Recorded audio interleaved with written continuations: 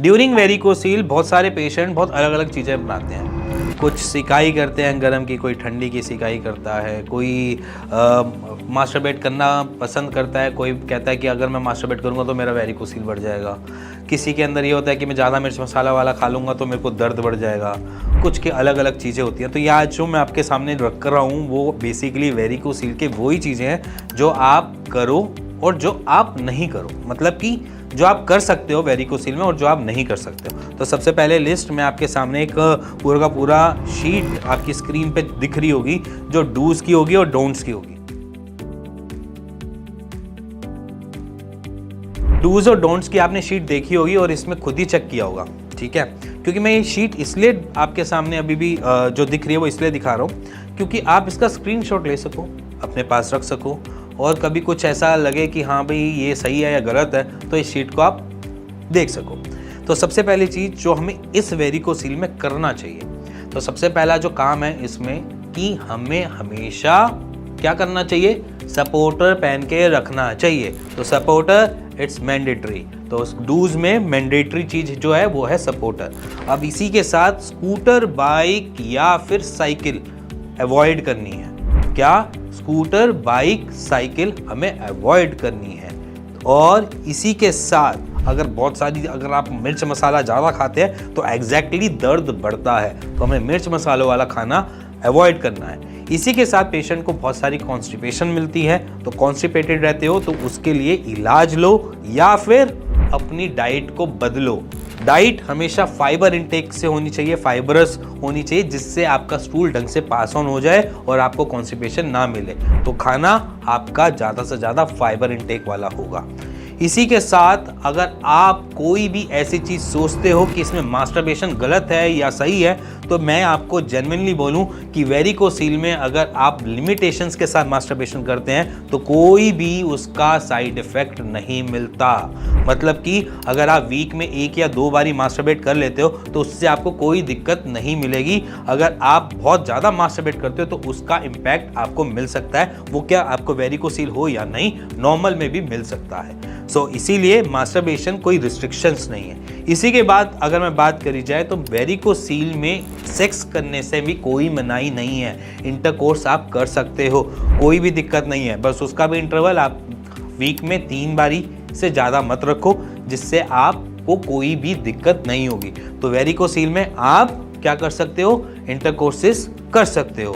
Varicocele के साथ अगर मैं बात करी जाए तो खाना पीना अपना लिमिटेशंस के साथ रखना पड़ेगा, बाहर का खाना अवॉइड करना पड़ेगा। इसी के साथ आपको बहुत सारी चीज़ों का ध्यान रखना है कि आपके खाने में तड़का अगर लगे तो उसमें लहसुन, प्याज और मिर्ची का लगे, जिससे हमारा खून पतला रहे और उससे हमारे कहीं पर भी ब्लॉकेज या कोई भी रिवर्सल फ्लो जिसे हम वेरिकोसील में देखते हैं या रिफ्लक्सेस ना क्रिएट हो और उससे आपको कभी भी दर्द ना मिले। इसी के साथ एंटी इन्फ्लेमेटरी चीज़ें हम इंटेक कर सकते हैं, जैसे कि हल्दी हम रोज़ पानी में डाल के पी सकते हैं। जो लोग जिम जाते हैं और वेरिकोसील के पेशेंट हैं तो प्लीज़ जिम जाना बंद कर दो। स्ट्रेंथ ट्रेनिंग से आपकी कोर मसल्स पे इम्पैक्ट पड़ता है और उसका इम्पैक्ट आपके नीचे, जिससे मैं बोलूँ स्क्रोटम पे भी पड़ता है, जिसकी वजह से वेरिकोसील हम देखते हैं कि वहाँ पर हमें इन्फ्लेमेशन ज़्यादा मिलती है और वहाँ पर हमें ग्रेड बढ़ता हुआ भी देखने को मिलता है। तो इसलिए जिमिंग आपने छोड़नी पड़ेगी। इसी के साथ अगर मैं देखा जाए तो वेरिकोसील में बहुत सारी और अलग कॉम्प्लिकेशंस होती हैं। एक बारी क्या होता है कि पेशेंट ये भी सोचता है कि मैं इस बीच में नपुंसक हो गया हूँ। तो अगर आप भी ऐसी चीज़ें सोचते हैं तो आप गलत सोचते हैं। ज़रूरी नहीं है कि वेरिकोसील आपको इम्पोर्टेंट कर देगा। मोस्ट ऑफ द पेशेंट्स की रिपोर्ट में अगर मैं बात करी जाए तो 50% ऐसी रिपोर्ट्स होती हैं जहां पर वेरिकोसील के साथ अच्छे खासे स्पर्म काउंट देखने को मिलते हैं। 50 के अंदर थोड़ी बहुत दिक्कतें देखने को मिलती है, बट वो भी ओवर द टाइम कवरेबल हो जाती है। तो परेशान मत होना कि वेरिकोसील हो गया तो अब शादी नहीं करनी या फिर कोई भी ऐसी चीज़ जहां पर आप अपनी संतान प्राप्ति करने के लिए कुछ भी ऐसी चीज़ सोच के ही नहीं कर रहे हो क्योंकि वेरिकोसील हो गया। तो ऐसा मत सोचना, आप अपनी नॉर्मली रूटीन में रहना।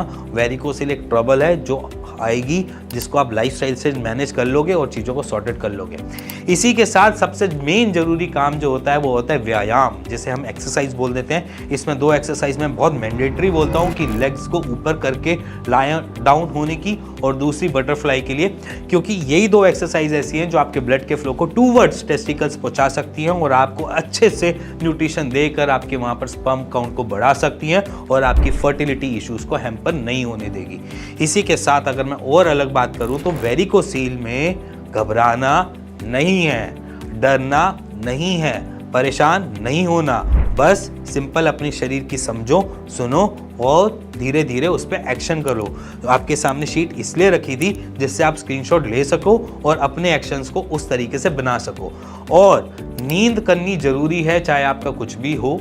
अगर आपकी नींद में डिप्राइव है, मतलब कि आपका स्लीप अच्छे से नहीं हो रही है, दिक्कत आ रही है, तो समझ लेना वेरिकोसील आपको ट्रबल कर सकता है। लॉन्ग स्टैंडिंग सिचुएशंस में आपको दिक्कत दे सकता है। अगर आप आर्मी में हो या फिर पुलिस में हो और आपकी ड्यूटीज ऐसी जगह है जहाँ पर आपको पूरा दिन खड़े रहने का है, तो प्लीज़ कोशिश करो थोड़ी थोड़ी देर में बैठते रहो, खड़े होते रहो, क्योंकि लंबा टाइम खड़े होने से हमने ग्रेडिंग बढ़ते हुए देखी है, ना कि उसको कम होते हुए देखा है। अगर आपने सपोर्टर पहन रखा है तब भी आप कोशिश करो कि आपने अगर 1 घंटा खड़े हो तो थोड़ी देर 5-10 मिनट बैठ के आ जाओ या थोड़ी सी वॉक करके मूवमेंट कर लो, जिससे आपको आराम मिले। एज सच आपका ब्लड सर्कुलेशन सेटल्ड चले वहाँ पर, जिससे कोई परेशानी ना हो। इसी के साथ मिलते हैं नेक्स्ट वीडियो के लिए, तब तक गुड बाय, टेक केयर।